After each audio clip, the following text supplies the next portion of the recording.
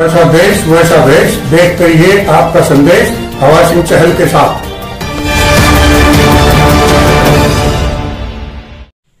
Hello दोस्तों, नमस्कार। मैं हवा सिंह चहल, संपादक आपका संदेश।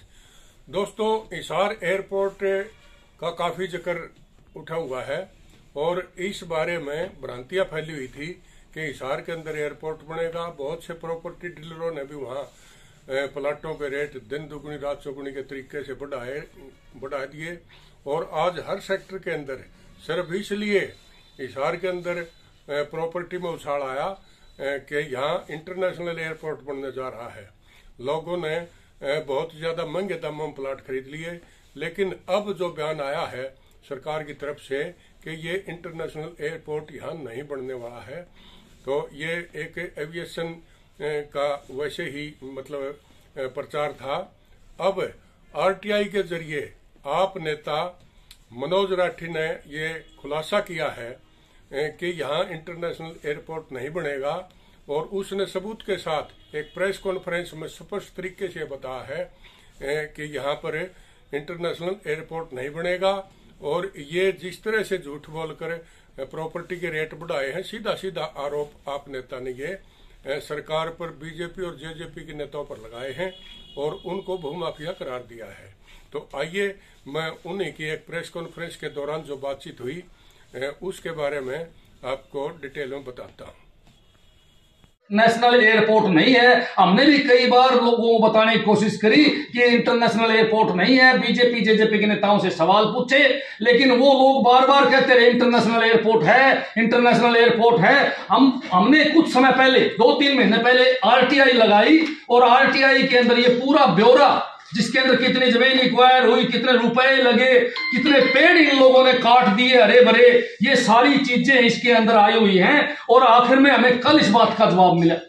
हमने विजेंद्र सिंह से पूछा, विजेंद्र सिंह ने भी कल बयान दिया और कहा कि मुझे पहले से शक था, इसलिए मैंने कोई बयान नहीं दिया। विजेंद्र सिंह ने कोई बयान नहीं दिया। इनका सांसद कहता है कि मुझे पहले ही शक था सरकार के ऊपर कि ये इंटरनेशनल एयरपोर्ट नहीं है, सरकार झूठ बोलने लग रही है। ये बात मेरे नहीं है, ये इनके सांसद विजेंद्र सिंह के हैं। तो इस बारे में मुख्यमंत्री क्या कहेंगे?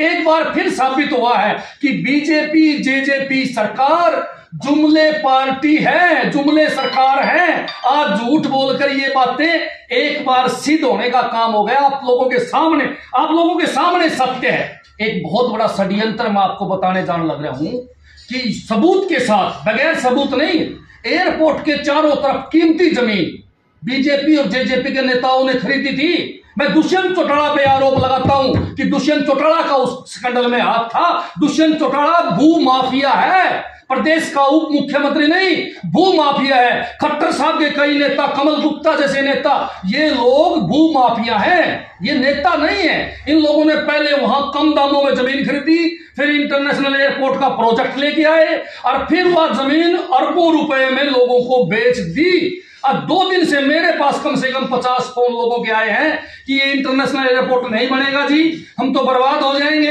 हमने काफी महंगे भाव में दुकान खरीदी है, कोई होटल की जगह खरीदी है, हम कहां जाएंगे? स्वयं दुष्यंत चौटाला जी स्टेटमेंट दे रहा था कि यहां बड़े बड़े होटल बनेंगे, हम ये करेंगे, हम वो करेंगे।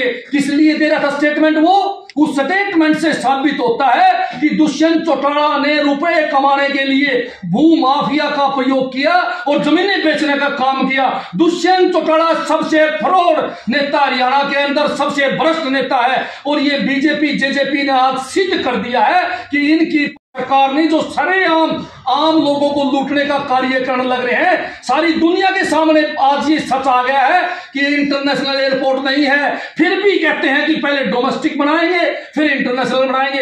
अरे मेरे भाई, जहां सवारी ही नहीं होगी वो इंटरनेशनल कैसे बन सकता है? ये कार्गो एयरपोर्ट बन सकता था, लेकिन यूपी के माननीय मुख्यमंत्री जी आज से कई साल पहले इस कार्गो एयरपोर्ट को जो हिसार में बनने वाला था उसको यूपी में जेवरा ले जाने का काम किया, नोएडा के पास वो एयरपोर्ट बनाने का काम किया और फिर इन लोगों ने एक षड्यंत्र रचा, एक प्लान दी कि हम इसको इंटरनेशनल एयरपोर्ट बनाएंगे। जबकि मुख्यमंत्री जी कहते हैं कि मैं ईमानदार हूं, मैं भ्रष्ट नहीं हूं।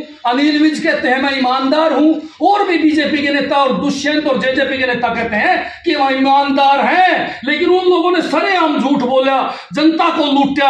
आज कम से कम भी कई हजार लोग इस चुंगल में फंस गए कि यहां इंटरनेशनल एयरपोर्ट बनेगा। उन होटलों की, दुकानों की अपनी जगह खरीद ली काफी महंगे भाव में। और अब मैं आपको यह बताने जा रहा हूं कि ये नया इंटरनेशनल एयरपोर्ट बनेगा।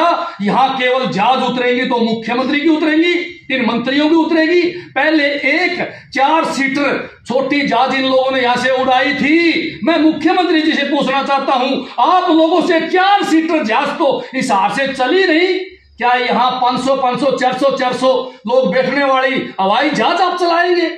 ये सवाल है। मैंने बार बार बताया था कि ये ऑटो मार्केट बनेगी एक दिन जहाजों की, न कि इंटरनेशनल एयरपोर्ट। यहां बड़ी बड़ी दीवारें खींच दी जाएंगी, इसके अंदर ही जहाज यहां ढूंढने के लिए आएंगी, सर्विस के लिए, और वापस दिल्ली चली जाएंगी।